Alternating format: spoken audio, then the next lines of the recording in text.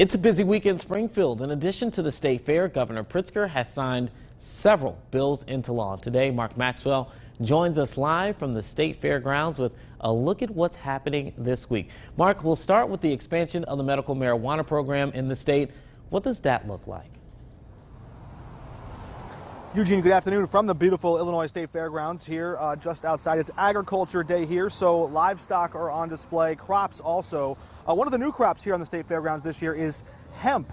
The state has expanded that, but yesterday it was medical marijuana, a different strain or product from the CBD or from the cannabis plant that was getting a lot of attention. Governor Pritzker signing a law onto the books yesterday that makes permanent the Illinois medical marijuana program. It also expands it so a lot more people can get the medical marijuana card. A lot more medical professionals like nurses and physician's assistants can also prescribe or give you that medical card so you can go and get a medical product.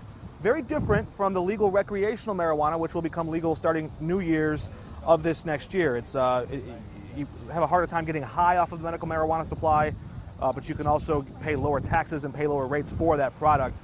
But still, they're expanding it to allow patients with chronic pain, osteoarthritis, autism, and a number of other conditions can now apply and get that medical marijuana card. That's one of just 150 different new bills Governor Pritzker signed onto the books in the last few days. He's been pretty busy recently. Yeah, 150 bills. That is very busy. Speaking of the governor, during the state fair over the next 2 days, those are also going to be busy. He's going to be there with Governor Day being tomorrow. It's also Democrat Day. Who can we expect to see the governor hosting?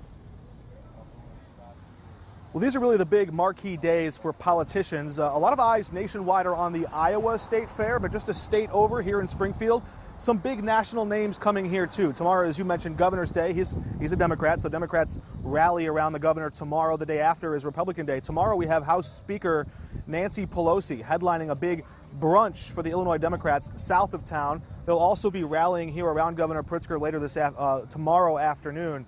And so we expect to see Illinois Democrats really rally around in this off year heading into a presidential election year of 2020. So perhaps shifting away from state politics for a little bit to focus on national politics. Just today, one note, Illinois State Treasurer Michael Frerichs came forward with an endorsement in the presidential race. He's backing Massachusetts Senator Elizabeth Warren in the Democratic primary early, hoping to give her a boost here in Illinois. And what about Thursday, as you mentioned, for the Republicans? What big names can we expect then?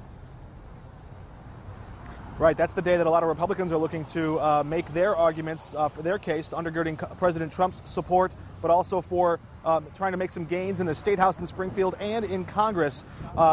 Speaker Nancy Pelosi is the top-ranking Democrat in Congress. House Republicans landed the #2 Republican, House Whip Steve Scalise, the Louisiana congressman who was shot in that tragic Alexandria, Virginia softball game where Congressman Rodney Davis was attending. That was 2 years ago now. He's made a recovery. He now walks with a cane, but he'll be here speaking to Republicans, rallying them here on the lawn on Republican Day on Thursday this week. So again, a big taste of national politics sweeping through here in Springfield.